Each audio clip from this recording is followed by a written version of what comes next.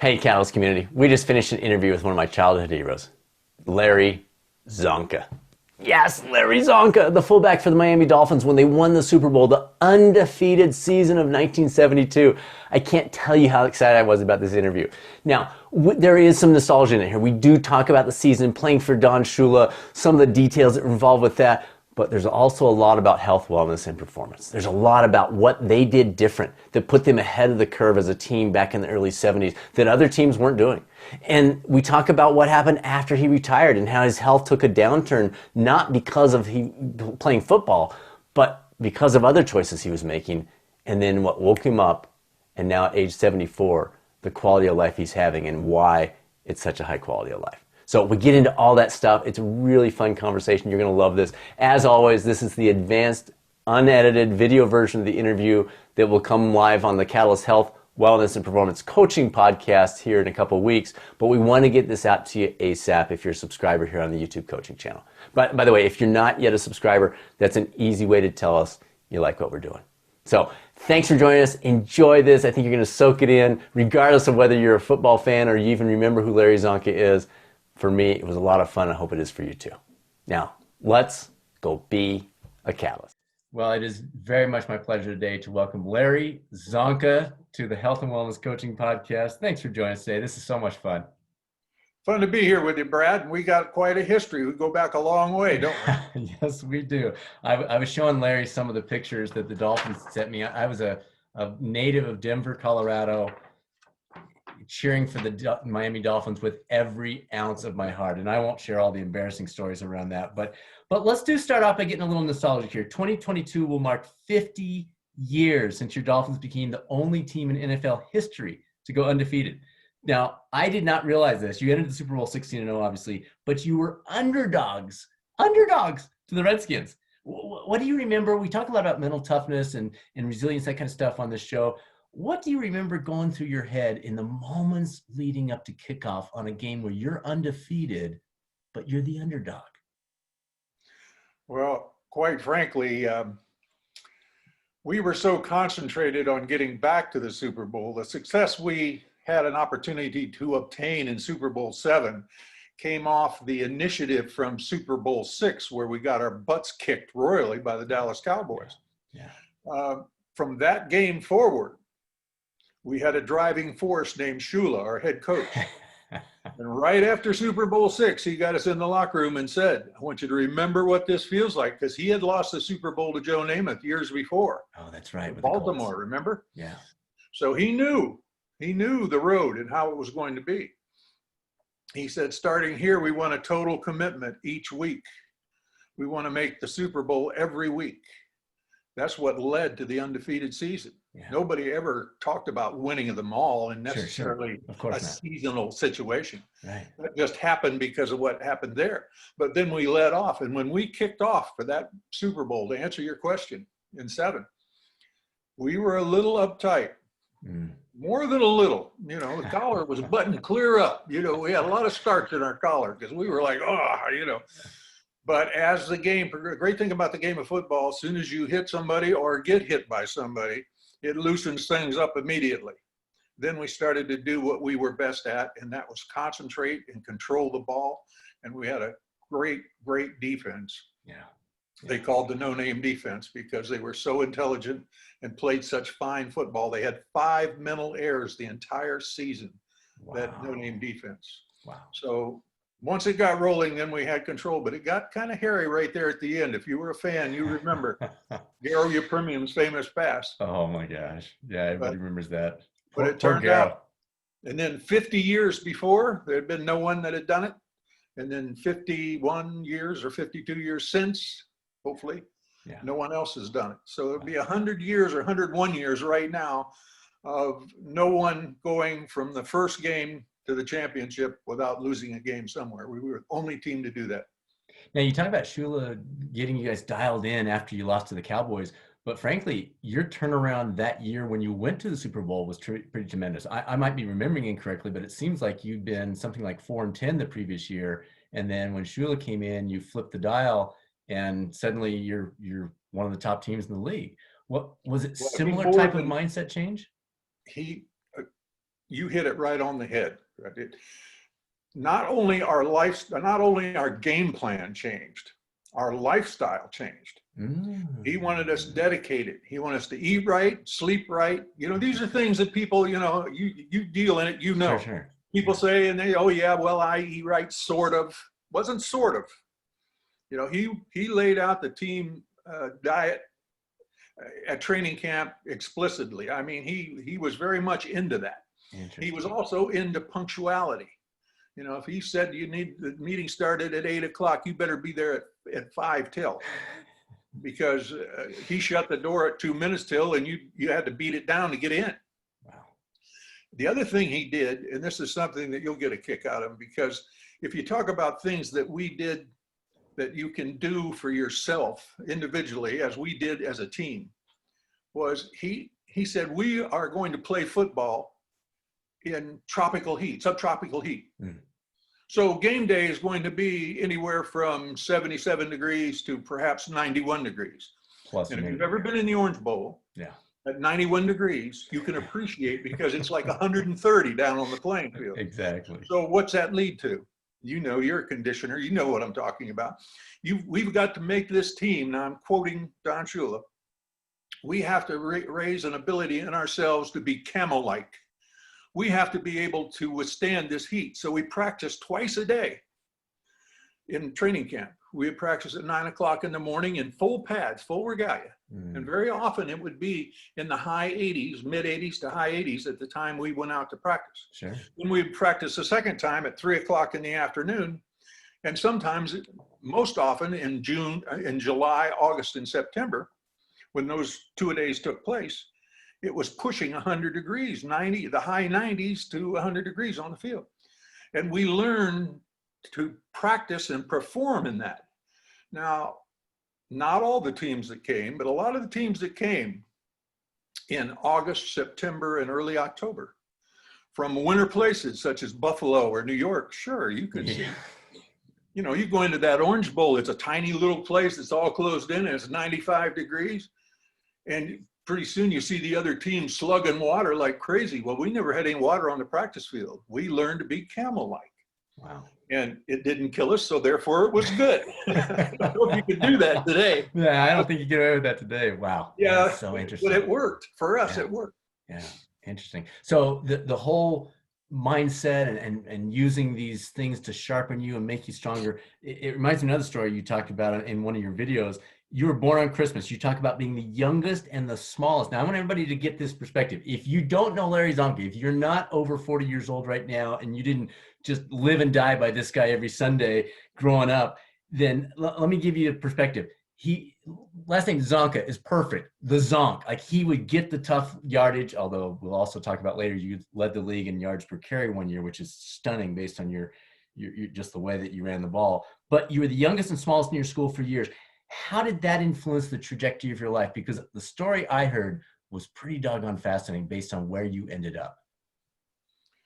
Well, when I started to school, I was just 5 years old. And, because of being on Christmas, you had to be 6 before the year changed. So I was, but just by 5 days. So I was the youngest and smallest kid on the bus going to school. We lived out in the country. There's a lot of, this is in the early 50s, if you will. So there's a whole social order and change. Bullies were kind of a common thing, and it was tolerated. It was just a fact of life. Butch down the street, beat you up, took your lunch. Things happened like that. You kind of rub some mud on it and get up and go, because it was just going to happen. Right. And people didn't get all upset about it. We didn't have any meetings and things. Not to say that's bad. That's good. We were more conscious of that now. The way it was in the 50s was greatly different. What you were living through, right? So it just tends to make you a tough kid. You got to where you just got tired of Butch eating your lunch, and one day you just decided to hit him over the head with it instead of give it to him. And things progressed on that kind of line. But you learn as you grow. Then one summer between 6th and 7th grade, somewhere in there, my voice changed. I put on 30 pounds, and then I went back to school again. And Butch wasn't so happy then. Butch, his buddies, anybody that was related to any of them. I became the essence of what I had detested for a while. Yeah. Then I met a fella in high school, a principal, a guy from Second World War named Mr. Solis. And he took me in his office and said, "You're just getting in too much trouble." He said, "What I want you to do is come in here every afternoon in study hall period. You sit in my office. I want you to diagram football." He was an old football coach. And he said, "Do you understand teamwork and how to get along with people and how to accomplish things?" And of course I said yes, but I didn't.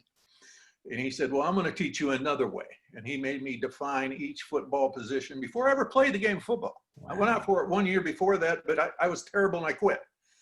But he brought me back into that. He was at the Hall of Fame induction. I had him stand up. Wow. What a story. That was a lot of fun. I'm talking too much. Let's get back into what you want to talk about. This is what we were looking for. And I think people are hearing that and they're thinking of that person that had that kind of impact on them. They're saying, "Oh, yes, I had that person. I had that coach or that teacher or that principal or whatever." All right. So many of our listeners are super high performers, but they may struggle with hitting a pinnacle and then trying to figure out what comes next. I look at your career, your life, you hit the ultimate pinnacle. I mean, I've got this old news clipping, all-time Super Bowl team. You know, I've got your football card here for my, I think this is, that clipping's getting as wrinkled as I am. It actually is, my friend. It's a little bit old here. But you hit it in, let's see, you were mid-20s. You had the undefeated season, back-to-back Super Bowl wins, MVP in '73, and you were even the guest star on the $6 Million Man, my favorite show, by the way. How did you adjust mentally to being in your mid-20s and looking at your life and saying, "There's like, what else am I going to do? Like, this is, I've hit all of the goals. You crushed. You didn't hit every goal. You crushed every goal you ever could have dreamed of. What then? How did you handle that mentally?" When I was 11 years old, living in the country, my mother used to go to the grocery store every Friday, and she would come back with groceries, and she would buy me the most current magazine about outdoor life or any of those magazines that promoted the wilderness. And one day I went out to carry the groceries in, and she had bought me an Outdoor Life, and it had a picture of a Kodiak bear from Kodiak, Alaska on it. I sat there and read that from cover to cover twice.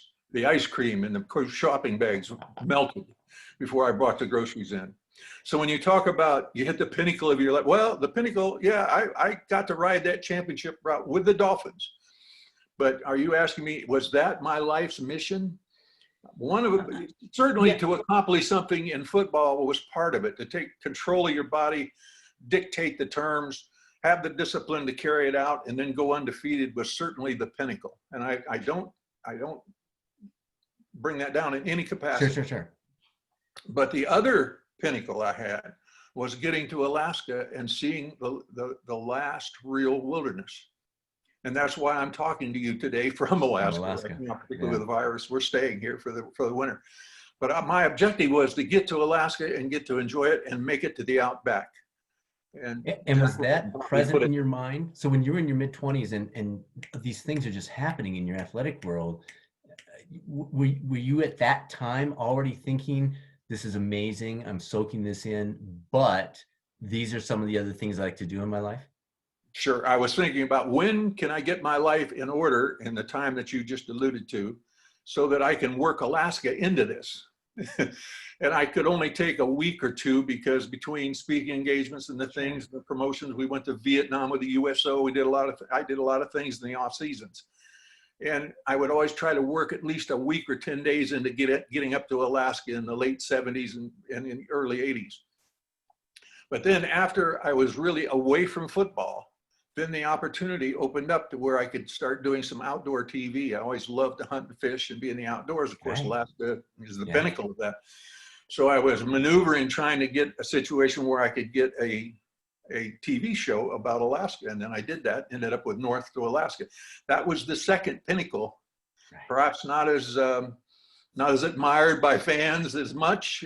Certainly has its own fans that follow it. Absolutely. We had a TV show for 17 years called North to Alaska. And Audrey and I traveled around in Alaska and visited different lodges, hunted and fished all over the state. And it led to that same lifestyle, just like we had in football, a very, very thought out diet plan, a thought out exercise plan, the disciplines of those. I don't have to talk to you about how important that is. We had to discipline our camera guys and our whole crew, and we traveled. Here was our diet. It's very easy when you're jumping from airport to airport, even in Alaska, even in the outback, to, you know, grab a Big Mac and a, you know, whatever piece of apple pie instead of sitting down and eating, you know, the right kind of food.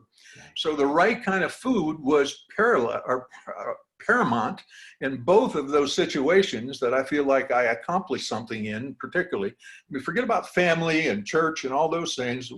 Those are accomplishments that we're setting to the side because we're talking about professionally what I did. Yeah, okay, but personally, the goals in the family and in the people that surrounded the family, the church groups and so on, was we wanted to spread that around. You know, the diet has a lot to do with it. Exercise has even more to do with it. And discipline to carry both of those on is, you know, those are the foundations. Those are the things that I think you allude to a great deal in what you do. Right. Very interesting. All right. So many in our audience are coaches, I mentioned to you, or they're thinking about going that way in their career. You played, now we're not talking health and wellness coaches here, but you played for history's best coach, potentially, in Don Shula. You've talked about him a little bit. He passed away this last May at age 90. What was it like playing for him? What made him so unique? You've touched on some of the things, his focus, the timeliness, the identifying things like eating right and exercise, preparing for the humidity. Were there other aspects that made him unique that you hadn't seen in other coaches in your career at Syracuse, playing for the Giants, et cetera, et cetera? His exactness for detail. You had to, in order to play for Don Shula, it would help a great deal if you had universal talent. If you were one of the best wide receivers, if you were one of the biggest, toughest running backs or fullbacks, yeah, that was great. But what you really had to have was intelligence and perseverance and the discipline to apply both. All right? Those three things made the difference in the way he coached. That was his definition of what he was. His attention to detail, his discipline, his perseverance. Those were things that just you had to have in order to play for him. If you didn't have those and tried to play for him, you didn't play very long for him. And that's a fact. Interesting. So that sounds like something you would see at the NFL level be pretty consistent across other coaches, but you're saying no, his level of those things was it was a different atmosphere. He would run a film. You give it, you know, the best way to demonstrate what you just alluded to is his exactness to detail. How much time do you spend on an offside penalty? I once sat in a room and watched him run the projector back 11 times on an offside penalty. I won't give you the player's name. Thank God it wasn't me. But my sympathy was with that player. He diagrammed every possible reason, from incorrect diet to hemorrhoids to extramarital affairs, of why this fella jumped off sides and what we could do to get him to stop doing that, you know, or what he could do to get him to stop doing that. You know, it happened a couple. You don't make the same mistake with Don Shula in a game 2 or 3 times in your career. That doesn't happen, because your career goes somewhere else. If he stops and runs the projector back for you 11 times on a minute thing like just a movement, a shoulder movement, and why did you do that? You know, did you have a muscle? Did you have a spasm? You know, he shuts the projector off. Picture this now. Think about it. Oh, Brad, you're sitting in a dark room with 50 other sweaty men, and you're looking at a projector screen, and you make the mistake, and he shuts the projector off, and you're all sitting there in the darkness. And he says, Larry, why did you do that? Hell, I don't know why I did that. My shoulder moved and they threw the flag, you know? Okay, but that's not the answer. wow. You have to wait for him. He tears it all apart, chops it all up, cooks it, eats it, digests it, craps it out, and then decides on your future based on whether, you know, that's how small 11 times for an offside penalty he ran the projector back. You know, we counted it. We would set the records. You know, we'd complain about different assistant coaches. But Shoes, we called him Shoes, a nickname. He had the record. If he sat there and ran that offensive projector back and forth and studied it, boy, you made any kind of, your alignment was wrong. Nothing was too small. So attention to detail. But then the discipline. See, attention to detail is great. The right diet's great. The right exercise program, those are all great. But if you don't have the discipline, the self-discipline to carry them out, you couldn't play for him. Yeah. It was that easy. If you didn't have self-discipline, he got tired of hitting you with a stick. The second, third, fourth time he hit you with a stick, he put you on the trading block and you got to go play for someone else, somewhere else. So those kinds of things, when you bring them into your life and you get till this day, it's like this interview we talked about the time. I was in here 20 minutes before because my whole life has been that way. When I sat down after football, and you talked about the other thing that I wanted to do because I got football so young, I decided I'm going to go to Alaska, but I can't just go to Alaska and develop a TV show. Here's how I've got to do it. So I had to have the discipline to sit down and do outdoor TV and other capacities for other people, and then learn the trade, learn how to hire the camera guys, learn how to, you know, where you get a good sound man, who can do that in the field where you don't have, you know, right, City of Philadelphia backing you up for batteries. Right. You know, you're out here 30 miles or 40 or 300 miles from nowhere and your camera breaks. What the hell are you going to do? Well, you got to have the discipline to think about that beforehand. So those things carried over to what I did after I retired from football and went into the outdoor TV business.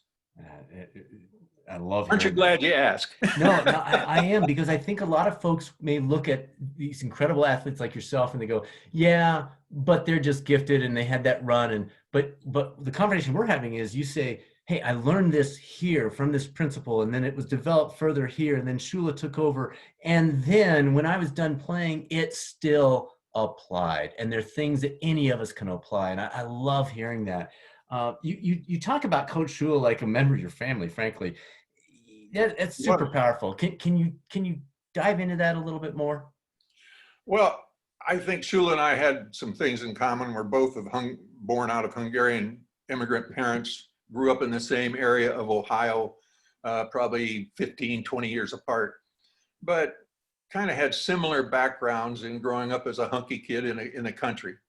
And it was, wasn't a fight. Certainly it was a great place to grow up. Ohio was a great place to grow up. But we had things in common. But I think his desire to win, you know, he was a little confused. I heard him talk about his childhood, and he was a little confused. You'd assume that this guy was programmed towards football right away, and just, you know, an athletic thing was just, he almost became a priest. Is that right? And he's a young Catholic boy like I was in Ohio. That crossed my mind for about 15 seconds. But, you know, I'm sure with him, he's a man of faith, extreme faith, deep faith, and a man of purpose, of principle. And, you know, I can give you several examples of that. He would not cheat under any circumstance. It didn't matter whatever the rules the NFL set up for cheating were. Shula's were above that. He didn't, you know, by the time you got to where the NFL might sanction you, you'd already crossed Shula's threshold. Long time ago. And his religious background had a lot to do with that. He was a man of integrity. He did not change the air in the footballs. He did not cheat at anything. In couple of situations, it was obvious to me. Once, I'll tell you a short story. I'll try to make it as short as I can. We went out to play Oakland one year, and we were still undefeated from the year before. This is early '73. Went out to play the Oakland Raiders. We had not lost a game in a full season, and 2 games in this next season. Go into practice the day before the game at the Oakland Stadium, wherever it was that they were playing at the time.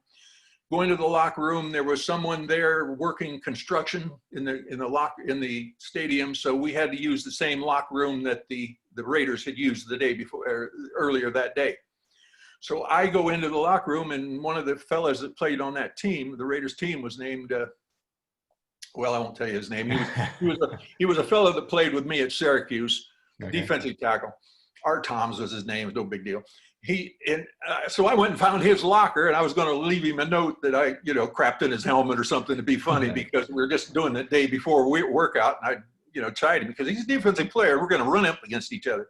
So I sit down in front of his locker and I'm looking around, kind of looking at his stuff. I'm going to use his locker in the locker room. I notice his game plan. He forgot his game plan. Ooh. This is the Bible that you're going to use. Totally. 3rd and 1, this is the defense they're going to run.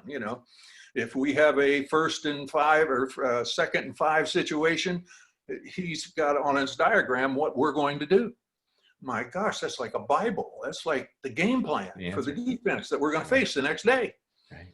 I shut it up immediately, and I went and handed it to Monty Clark, our offensive line coach. And he said, "What is it?" I said, "Don't ask me anything about that. That's yours." And he took it, of course, immediately recognized what it was. He didn't say anything. He just walked off. We play the game. We lose the game. It's close. Lose by just the tiniest bit, right at the end of the game. So I see Monty Clark later. I said, "Monty, what did you do with that game plan? Why did you have the?" He said, "I took Coach Shula. Coach Shula said, throw it away." He said, "Throw it away." He said, "If we can't beat them straight up, then we shouldn't beat them." And we didn't. And that ended the winning streak. See, that's a story you don't hear about, Shula. Yeah, you don't. And I tell it at my own, suffering my own damage in it, because I figure if you leave your game report behind and you're dumb enough to do that, then maybe we ought to take a look at it. Well, and that season, didn't you only lose 2 games? We only lost 2 games that season, yeah. So that was one of the 2. There's cheating is a thing that goes in different increments. And like that game report thing, the right thing to do was fold that up and throw it away and not look at it. And that's what they did. I didn't try to memorize it or do anything. What am I going to do as a fullback? I don't call anything anyway, but I handed over the powers, but Shula wouldn't do that, see? Mm-hmm. So when you talk about discipline, attention to detail, you also talk about moral fiber. He had not only discipline and drive, he had moral fiber to back it up. So he was a great man. Yeah. Oh, I wish I could have talked to him before. All right. Belief is a big part of success with health, wellness, performance. People are sitting out there thinking about, can I do this with my eating or my exercise or whatever it might be? A lot of people don't remember, or they don't realize that during the undefeated season, this is a fascinating story, folks. If you don't know this, your starting quarterback, Bob Griese, he was replaced by 38-year-old Earl Moore. 38-year-old Earl Moore. This is a long time ago. This isn't when there were many 38-year-olds playing quarterback. Griese was severely injured, missed almost all the games. I've got down that Earl played 11 of the 17 games that year. Talk to us about Earl's belief in himself and the role that played with the team, believing in him and believing what you were still able to do. Earl, as you mentioned, was 38 years old, and the first thing we did was we chipped in and bought him a rocking chair in front of his locker because he was 38 going on 39 years old. 39 is a great number, by the way. Yes, it is. And we put it in front of his, well, actually the equipment manager had it, put it in front of his room, in front of his locker, and he was 3 lockers down from me. And I got a kick out of it because most people would have been offended by that or something. Earl loved it. He ate that up. He was 39 and he loved it. He got the rocking chair, got pads for it, put on and would sit in it. We'd come in, he'd be sitting in his rocking chair, rocking in it, Instead of being offended by it or John, he ate it up. He liked that. Great. And when he came into the huddle in the very play after Bob Griese was injured in, I believe, the San Diego game, early in the season, he came into the huddle and leaned into the huddle and looked around and said, "What do you think?" And this is before the radio in the helmet, and the offensive coordinator up in the box plotting and all the chess game going on that's like today. It was more like, what can you remember that works in this scenario? So we were very dependent on his mentality to memorize things. But Earl turned it around, came in the huddle, looked at all those pilots and said, "What do you think?" And he looked at me, and I said, "It don't make a damn what I think, Earl. You're the one that's supposed to have it." But what he was saying was, do you have any suggestions? Exactly. Give me something. Give me something. We'll work with it.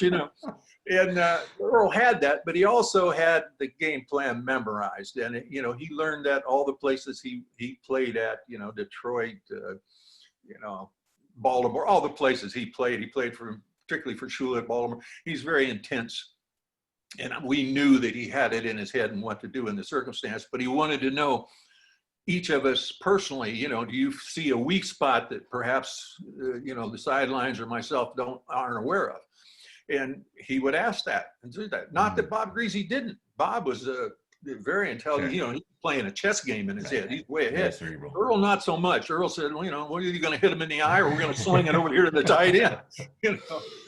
Bob wasn't playing the chess match that goes on with the safety and the weak safety and the rotation of the strong linebacker. He wasn't into that. He was more into, look, what works, let's do that. Right. And that worked. But the great thing about that chemistry that you mentioned between Greasy and Morrill was that when Bob got healthy and came back, we were in one of the first playoff games, and we were pretty much not on the ropes, but we were bouncing off of them. It was giving us all we could handle. Bob came in and changed, and they shifted gears so smoothly. That's when you have intelligence. Besides just, you can have all the brute force in the world and not strength, and you got this, then this that works and that works. But when you have intelligence and everyone knows what they're doing, you have the discipline to all go in the same direction each time, each play. It might not be where you would personally, I might not get to carry the ball. I might have to block for Jim kick, and we're on the goal line. All those personal stats add up, and they're celebrated even back then. But it didn't matter. The only stat that we were after that entire time, whether Bob was in the game or Earl was in the game, was the win column. Whatever we had to do to win within the rules is what we wanted to do. And you never heard a guy say, well, you haven't thrown the damn ball to me once in, 3 quarters. That never happened. No one come over and crying and bitching about not getting this or not getting that. To do what you had to do to win. And with an 800-pound gorilla named Shula on your back, you didn't really care about whether you carried it across the goal line or Jim Kick did. It was gold either way. All right, so let's chat about stats for a second. And I may have gotten this wrong, but I think I read that you led the league at somewhere around 5.4 yards per carry. Was it 71? Did I read that incorrectly, or is that right? I don't have a clue. I honestly don't have a clue. I mean, because that would be stunning. I bet that would be great trivia. What fullback led the league in yards per carry? It's just Riggins comes to mind. John Riggins would be my pick. Franco, and mentioning what we're talking about today is the discipline and the ability to watch the discipline to do it, the ability to watch your diet, exercise regularly, do those things. There's 2 guys right there. Yeah. John Riggins, who's my age or just about my age. I think he might be a year or 2 younger, and who's the other one? Franco Harris. Franco Harris. Again, I think he's a year or 2 younger. I think John and Franco are just about the same age. I'm not sure. But both of those men I've been around in the last few years. And both of them exercised. When I was kidding around and did the push-up thing online and stuff, right away, Franco answered, and so did John. Nice. John's out there doing them. He's going to do it. And I got a kick out of it because both of them have the discipline. Franco for years, even back when we were playing, he and Rocky Blair, I would be around him. And Franco was very much into his diet, watched what he ate. He always eats blueberries every day. I noticed it being around him, at Pro Bowls, different places where I was in his presence. He was very disciplined on his diet. And you assume when he's that disciplined on his diet to where he eats so many blueberries every day, that he's also disciplined on his exercise routine and his general health care, knowing what supplements make the difference and checking with people to make sure you get a balance for your liver and different things. And those 2 guys, there's 2 that jump right out of the past, that are probably qualified to do an interview more than I about the discipline of carrying that out. I'm sure both of them had great coaches in their careers, but neither one of them had Shula. With Shula, it was easy to do those things because you had that size 12E of his stuck right up your butt if you didn't do it. Or you were out on playing for somebody else after that.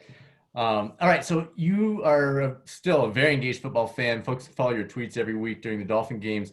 Knowing what you know now, and you've touched on some of this, But would you have done things any differently in terms of your physical or mental preparation during your career? You talk about, it sounds like you guys were ahead of the game anyway because of what Shula demanded. But now knowing what you know 30 years later, 40 years later, is there something where you're like, oh, I wish I would have been able to tap into that opportunity or utilize that mental technique or eat that food or take in more protein or any of those kinds of things? If I had the opportunity to do it all over, I wouldn't change anything. If I could go back and start right after I retired or was asked to leave the NFL, some of us are afforded opportunities to retire, others are asked to leave. I was sort of in the middle of that. Anyway, I think if I had that to do over from the time I left the NFL over again, I would be a little more mindful of my diet. I jumped from 245 pounds, what I weigh now. When I retired from or left the NFL, I was like 243 or 45 the day I left. And then I ballooned up to about 293. All right. So 40 pounds, Sure. The 40, 50 pound range. And that was because I was involved in the hierarchy of football in the old World Football League or the USFL, United States Football League with Jacksonville. And I got all wound up in that, stopped my exercise routine. I stopped my discipline of eating. Eating the right things. Those things got pushed to the side from the time I was 40 until the time I was probably 55. In that 15-year period, I did a lot of damage. I had to have a couple of heart ablations because of situations that cropped up, mostly from not maintaining is what I think happened. And that, when I had that ablation, when they went in and cleared that at the Cleveland Clinic, guy said, he was very frank. He said, you need to exercise and you need to reduce your weight. Well, Shula's voice, his mouth was moving, but I was hearing, what I was hearing. Exactly. And I just decided right then at probably 60 years old, which is what, 14, 15 years ago, right around, probably between 58 and 60, right in there. One day the bell rang and I said, in order to not be short in my life or be, an invalid in some respect, I'm going to have to change what I'm doing here. So I did. I just started saying, hey, no matter what, I'm going to get up and do so many exercises. Until this morning, I got up between 5:30 and 6, like I always do, went out and did my stretches. I do 12 minutes of stretches on the floor with the legs over, get the lower back and everything loosened up because I'm a bad hip. Then I laid there for a while and panted after I did that. Then I rolled over and did 35 push-ups, the real ones like John Riggins does, not the cheaters like I do, but the real ones. I could do 35. I'm trying to get up to 39, but it's just killing me. You got it. And then I took the blood pressure. Well, I took the blood pressure before I started in the heart rate things, and I keep a check on that now. And the weight slowly, when I started all that back in, when I was in my late 50s, early 60s, the weight came off. I started to feel better. I met Audrey. She's very much into healthy eating. And we started cutting out the wheat, the gluten, and all the things. I let her go on about that. But she got me on a diet where I eat a considerable amount of red meat, but most of it's moose, caribou, elk, like that. And well, it's just made a world of difference. I'm back down to my playing, or not my playing weight. Playing weight was 237, but I had to run in a wetsuit or a rubber suit every day before I weighed and stay at 237. Yeah, I was going to say, let's see. 245. On the card here, yeah, it says 235, my friend. So that's what we got going there. Well, that's his official weight. Yeah, Don decided that I needed to weigh 235, and I actually argued with him because I wanted 240. I argued and argued with him for a week. He brought in a specialist who weighed us underwater. This place, I had the best, well, no, I shouldn't say that. I had the second best on the team. The only guy that beat me was like Dick Anderson, defensive back, for percentage of fat in the body. Mine was, just a tiny bit over top of his, and he's 208 pounds. So Shula said, well, you're right. So he gave me 2 pounds. Boy, ticked me off. I'll never forget. I went in his office. I was all smiles. He said, "Well, you were right. Yeah, right. Blowing me all up. I'm swelling right up on it, you know." And then you go, "So what I'm going to do is instead of 235, I'm going to make it 237." And looked at me and smiled like he wanted me to thank him, you know.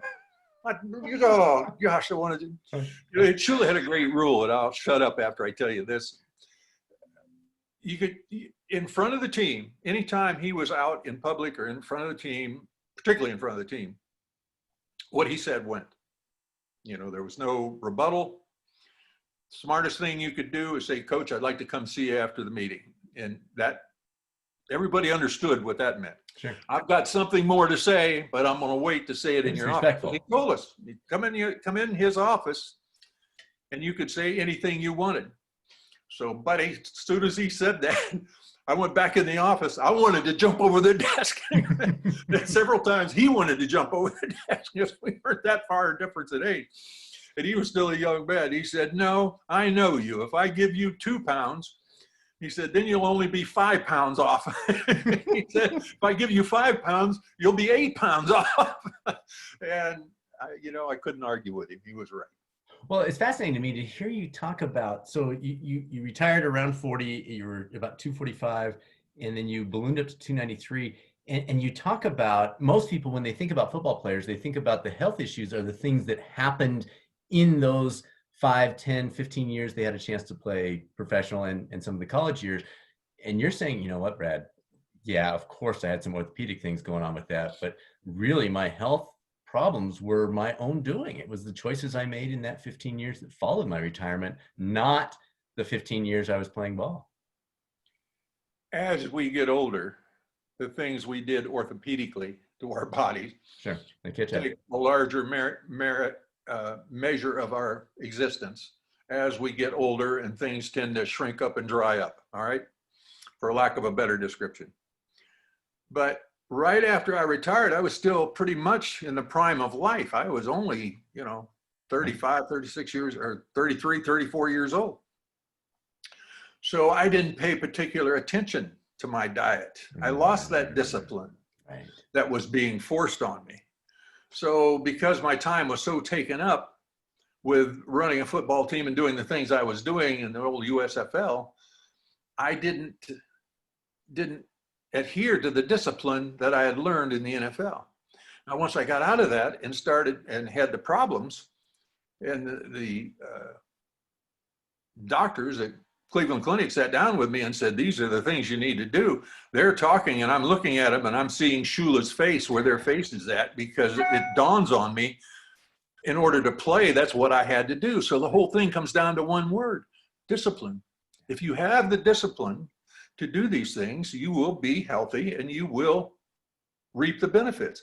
If you don't, you'll reap the other benefits, which are the shortcomings, and shorten lifestyle, certainly shorten quality of life, which is even perhaps more important to a lot of us than how long you live, is what's the quality of your life. The quality of my life turned around as soon as I lost that weight, had that heart ablation, and started to change my lifestyle. I started to enjoy life a lot more. I went back to Alaska and did a lot of things over, you know, had a good time. Let's talk $6 Million Man for a minute here.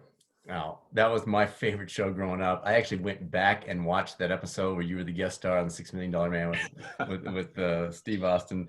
And what was that like? I mean, that was the show at the time. All of a sudden you're on the show, you guys are playing around, messing around. But was that just one of those things like, oh yeah, I'll just go do this, and it takes a couple of days out of my schedule? Or did you really enjoy that? Was that a memory where you look back and go, you know what, that was pretty fun? I didn't think I would enjoy it until I got there and did it. And, you know, the star of that was a great fella. And we had done some hunting together and done some other things. I met him through another fellow named Burt Reynolds that was a big football follower kind of guy. And got to know them both. And it was fun to go and do it just as a cameo appearance. It was, I'm not much of an actor or TV actor. that's a whole nother discipline. That's like multiple personalities coming out of something. Kind of, for a football player to do that is kind of, Joe Namath's probably the closest thing we've ever had to something stepping across. But that world wasn't for me. But it was fun to go over there and visit and do that show and be part of that one time. Butkus, I think, was on that show as well. He was. And who's the gentleman who was in Rocky? In first two Rockies that fought against him. He was in it as well. There were a lot of stars that didn't realize made an appearance there. Have you stayed in touch with Lee Majors? What is that, or is that something that, hey, yeah, we did that at the time? And we hung out together there for a while, and I saw him off and on. He was a good friend. He and Fair are great people. We visited him a couple of times out on the coast when we were out there. And I was doing the show in Alaska. We stopped, saw him some. Dinah Shore kind of put us all together. I did a show for Dinah Shore probably in the early 70s or middle 70s, where she had all the Little League coaches on. I was not a fan of Little League as I saw it. I didn't think the kids were safe because the people coaching it didn't have the kind of equipment. There's two 80-pounders running up against each other. It's cute, but it's also lethal if you happen to be one of the 80-pounders, particularly if you're one of the 80-pounders that happens to weigh 91 pounds. Yeah. And you're running against each other. Their equipment, the thing I didn't like about the Little League football at that time, and I qualify it at that time, was that it was kind of slipshod on how your equipment fit. I saw fellas with loose helmets. I knew what would happen with that, and the probability of head injury was very high. I saw shoulder pads that were loose, slid over to one side. You can get hurt bad, even if you only weigh 80 or 100 pounds, and you're running into another 100-pounder wide open, which kids will do more readily than men. They'll run into each other the first time. You can really get hurt. And my whole drive when I met Dinah and was on her show was she had a lot of Pee Wee football coaches that were ready to, hang me in the jungle because I was speaking out against organized Little League football. But I wasn't. I think that's good that they get together and play that. Sure. But I think there was more caution needed to be taken. Just like the discipline of staying healthy, the things you do with exercise and health and diet. On the field, you have to have the discipline to make sure your equipment is right and fits you the correct way, and it does the most for you. Good. All right, we've talked about some of the things you've experienced, the Hall of Fame induction in '87, obviously the undefeated season, the Super Bowl MVP. Is there a special memory from your career that might surprise people that think back, they knew you, they followed you, and they hear this and they go, what? I've never heard that before. Is there a special one that kind of follows that line? We can stretch it here. I think the fondest memory I have, of course, is right after winning Super Bowl VII of seeing Shula hoisted up on the other fellow's shoulders and holding that Lombardi trophy up. I think that was done as much for him as it was for ourselves, or as much for ourselves as it was for him. He was a driving force in it, but I knew what it meant to him. Having lost, in the early Super Bowl with Namath there, and then having lost Super Bowl VI with us, what it meant was he had established the fact that it could be done. Not only it could be done, but you could achieve perfection on the way. Now, don't get me wrong. I don't think Don Shula, when he stood in front of us after Super Bowl VI and said, we need to go one game at a time with the idea that we're going to win every game, I don't know that he believed what he was saying there. In other words, he wanted our attitude to be that we need to win. Each one's going to be the Super Bowl. Then we can't go wrong. That's what he wanted, that desire. That, Jim Kick looked at me and said, boy, this year's going to be a bitch. But that's the kind of dedication, that's the kind of concentration that it takes to get to that. Well, and as you're saying that, I'm thinking the folks that are really focused on their health and wellness, or maybe they're even coaches helping other people do that, it's the same thing. You go into it thinking, let's make every decision count, let's make every day count, but we're not expecting perfection. You're going to have days when you just want that ice cream or whatever it is, and that's okay.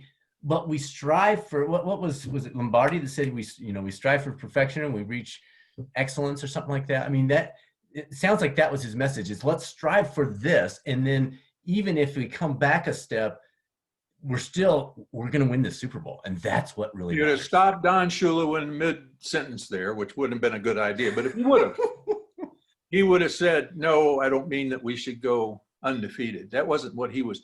He wanted that dedication to it like we were going to do that. He didn't know that he was making a prediction there. He thought he was drawing an analogy of what was to be versus what is. Turns out it was a prediction. And Jim's response was a prediction as well, because I've never been through a year like that year, you know, particularly when we lost Bob Greasy in the fourth or fifth game. Can I imagine? You know, there was a very sad huddle, and Earl Moore ran in there and looked at us and said, what do you think? It was a very sad huddle because we figured our hopes were dashed. Right. But lo and behold, we had another Superman. He just tied the cloak on and said, follow me, boys, and down the hill we went, you know. Great times, great atmosphere of personalities, too, of all the different people. I think the most common, someone asked me the other day, if you had to name one common factor that was true on all 40 players or 44 players and coaches and supporting staff, you know, office staff, all the whole thing. You had to name one feature. What would it be? What asset would be the thing? And I said, intelligence. Mm. To be smart enough, to care enough, to put yourself second to the team winning, where you care more about the win column than you do about your personal statistics. You know, you care more about your defensive unit than winning as much as you do your offensive unit, you know, the special teams. It all came together that way, and it was due to that one guy. You got to have a pivotal guy driving that. And that was Shula. That was the guy. Well, and I'm thinking, and again, my stats may be a little off here, but I think you and Mercury Morris were the first pair in history to both go over 1,000 yards in the same season. Yeah. I mean, that in itself is incredible. That think about the way you work together like that. Well, Mercury and I were the two most used running backs, but Jim Kick was the third in that offensive backfield, and he was used off and on in the passing situation and short passing on a halfback short option pass because he was so quick and tight and would get free and get the passes. If you take Jim Kick's rushing yardage and his passing yardage, all three of us went over 1,000 yards. That's the kind of balance you had there. See, that discipline, we keep coming back to that. Didn't matter whether it was Jim or Merc got the call. The linemen, they were blind to that. What they cared about was making the play work, and they were going to make sure that whatever their contribution was made to full. They were going to make sure it was perfect. And Jim Kick and Mercury Morris, they could have got, back then, see, first and second team was very divisive thing. I mean, it was very, very disciplined. You know, this is first team, this is second team. It was very regimentated that way. But when Don Shula decided to put Mercury in and blend him in and move, that was a great revelation to the game because the substitution rules had changed and you could do that. Prior to that time, back in the 50s and the 40s and back in the 30s, you couldn't exchange players like that. Well, take advantage of that new rule because we went all through the rule book. Don knew it forward and backwards. He quoted to the referees, you know, page and paragraph. He knew it, and he knew there was an edge there. See, intelligence. And then having players intelligent enough and strong enough men to not get their egos in the way and say, okay, Larry, Jim, Mercury, you're all going to be in different, sometimes you're going to be in the beginning and first quarter, sometimes you're going to be in the fourth quarter, we're going to substitute you different ways. Well, who's first team? Well, it doesn't matter anymore who's first team. Now, that could have been divisive. A lot of people would have had their egos get in the way and be divisive. But when Shula's harping at you so hard in that heat and trying to get through and discipline, the last thing you were worried about was whether you got to carry the ball. You just want to get the damn thing across the line so he'd shut up. You know? So when Mercury would come in, the only time I ever heard Jim Kick bitch or moan about Mercury Morris coming in is when we were down close to the end zone. And it wasn't because of the end zone. It was because of the fact how far he had to run to get off the field before the snap of the ball. He didn't want to run a 40-yard sprint, get a play, and then come back the next play. If we did it between the hash marks up and close up to the 50-yard line, he could just walk off. He didn't mind it then. But if he had to go down, clear down by the end zone, then he pissed him off. Oh, that is so good. Oh, Larry, thank you so much for doing this. I want to make sure people can keep track of you. I mentioned Twitter. They look you up under @LarryZonka. Your website is at larryzonka.com. Is that the best way to keep track of what you're doing? Or if they want to get you out there for speaking engagement or something, is that the best way to find you? Brad, I got to tell you, larryzonka.com, go on there. And then on game days, we formed a little army that I never realized. I never appreciated my cell phone. I never got into all that. Audrey, till this day, still takes it out of my hand because I'm screwing it up. But she's with me on game day, and we literally developed a following, an army, not just of Dolphin fans, but of, recently I was a Washington fan because they had to take Pittsburgh out. And sometimes I'm a Pittsburgh fan because of how that affects the Dolphins. And I've always been a Giants fan, and then pulling for Washington, Giants fans are getting right. So right. on Twitter, what are you doing? Game day, I started saying on Twitter day. On game day, which is Sunday, Monday, and Thursday, sometimes Wednesdays here recently. Yeah. But we get on there, and I started hearing from guys that I played in high school with, guys that I played junior high with, guys that I played in college with, guys that I played in the pros with.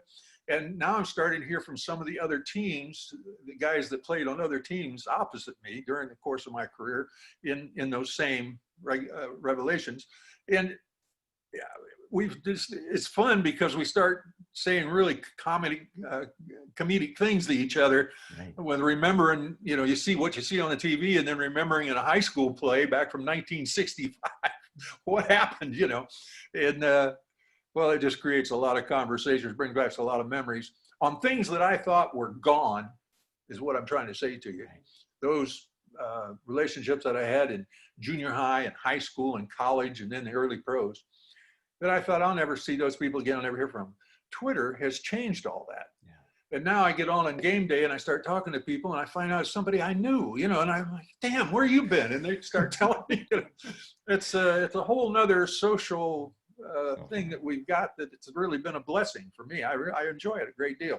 So if you're not doing anything, jump on there on game day. It's fun. Exactly. Watch when the Dolphins I put my 2 cents on what I think they should do, Yeah.